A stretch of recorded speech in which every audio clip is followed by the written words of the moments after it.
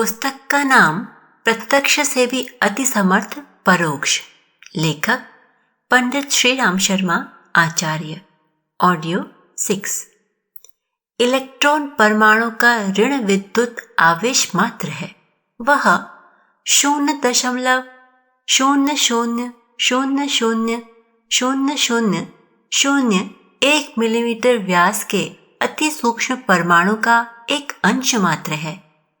लेकिन परमाणु का स्वयं भी कोई स्वतंत्र अस्तित्व नहीं। इलेक्ट्रॉनिक माइक्रोस्कोप से केवल उसका प्रभाव देखा जा सकता है, जो किसी भी कण को अनेकों गुना करके सूक्ष्मतम रूप में दर्शाता है। परमाणु का सबसे आश्चर्यजनक जगत तो उसकी चेतना केंद्र या नाभिक में विद्यमान है। इस संबंध में हुई खोजें बड़ी महत्वपूर्ण हैं और नाभिकीय विद्या के नाम से जानी जाती हैं। उसका प्रारंभ 1895 में प्रोफेसर हेनरी बेकवेरेल ने किया और जेम्स चैडविक ने उसे विकसित किया। नाभिक में प्रसुप्त शक्ति को प्रोफेसर एनरिको फर्मी ने खोजा। उन्होंने न्यूट्रॉन के अनेक रहस्यों का पता लगाकर सारे विज्ञान जगत में तहलका मचा कर रख दिया। अब इस दिशा में काफी प्रगति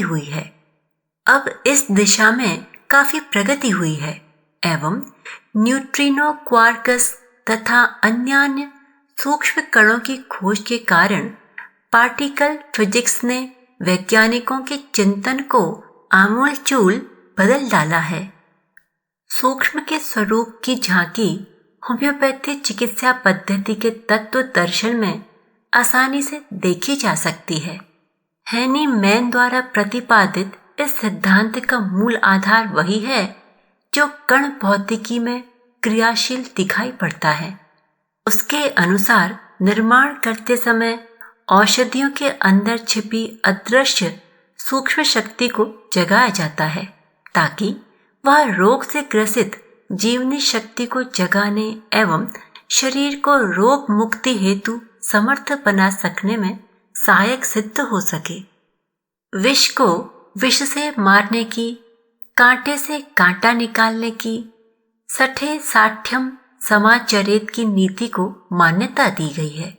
साथ ही यह भी प्रतिपादन किया गया है कि वस्तु के स्थूल कलेवर में जितनी सामर्थ्य है उसकी अपेक्षा उसके अंतराल में सन्निहित सूक्ष्म शक्ति की गरिमा अत्यधिक है। चिकित्सा में काम आने वाली औषधियों को मोटे रूप में सेवन किया जाए तो स्वल्प गुण दिखाई देंगे, किंतु यदि उन्हें अति सूक्ष्म बनाकर सेवन किया जाए तो उसी पदार्थ की सामर्थ्य अनेक गुनी बढ़ जाएगी और अपना चमत्कारी प्रभाव प्रस्तुत करेगी। होम्योपैथी को एक प्रकार से सूक्ष्मता की शक्ति का प्रतिपादन भी कहना चाहिए। बायोकेमिक दवाओं में भी पदार्थों का सूक्ष्म शक्ति का सिद्धांत ही काम करता है। शरीर में पाए जाने वाले 12 प्रकार के नमक से इन औषधियों का निर्माण होता है। एक व्यक्ति सामान्यतः 10 से 12 ग्राम नमक प्रतिदिन खाता है, जो पसीने, पेशाब आदि के रास्ते बाहर निकल जाता है।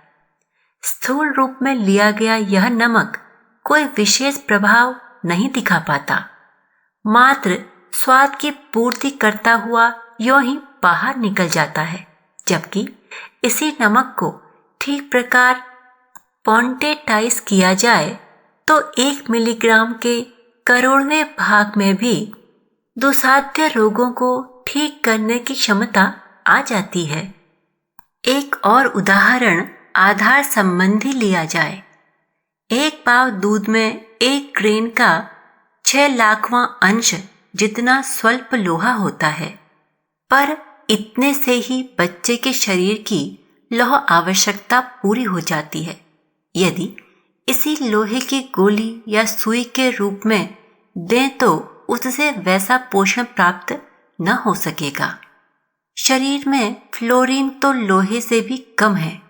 उसकी आवश्यकता पूरी करने के लिए आहार या औषधि में उसी स्वल्प अनुपात से विरल अणुओं के रूप में वह तत्व होना चाहिए, तभी कोशिकाओं की वह आवश्यकता पूरी हो सकेगी।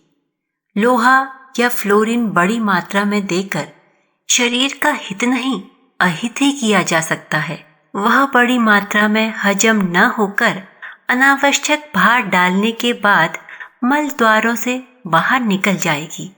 बी कॉम्प्लेक्स इत्यादि की गोलियां भी सूक्ष्मतम मात्रा में अपना प्रभाव दिखाती हैं। जितना अंश उनका शरीर में जाता है उसका 99.99% आवश्यकता न होने पर शरीर के बाहर मूत्र मार्ग से निकल जाता है। शेष भाग इतनी सामर्थ्य रखता है कि वह नसों की आवरण झिल्ली बना सके। वह मस्तिष्क को, स्नायु संस्थान को समुचित पोषण दे सके। मोटी बुद्धि विस्तार को देखकर ही प्रभावित होती है।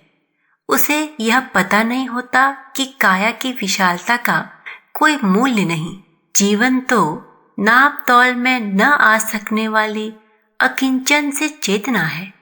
वह चेतना ही इतने बड़े शरीर यंत्र के अगणित कलपुर्जों का संचालन करती है, और जब वह शिथिल पड़ जाती है तो शरीर लड़खड़ाता जाता है और विलग हो जाने पर वही शरीर तत्काल सड़ गलकर नष्ट होने लग जाता है। विद्वान लेखक कोस्टल ने अपनी पुस्तक द रूट्स ऑफ कोइंसिडेंस में सही ही कहा है कि जीवात्मा को आणविक या रासायनिक संघात से सर्वथा भिन्न माना जाना चाहिए। अज्ञात एवं भ्रांति ही सूक्ष्म की झांकी से जीवात्मा को वंचित रखने वाले दो प्रमुख कारण हैं। यदि इस पिंड की सामर्थ्य को सूक्ष्म की सामर्थ्य बताने वाले इन उदाहरणों से समझा जा सके तो उसके कण कण का सदुपयोग हो सकता है। व्यष्टि चेतना समष्टि का एक अंग बनकर वही कर्तव्य पूरा करती है जो ब्राह्मी चेतना को अभिष्ट है।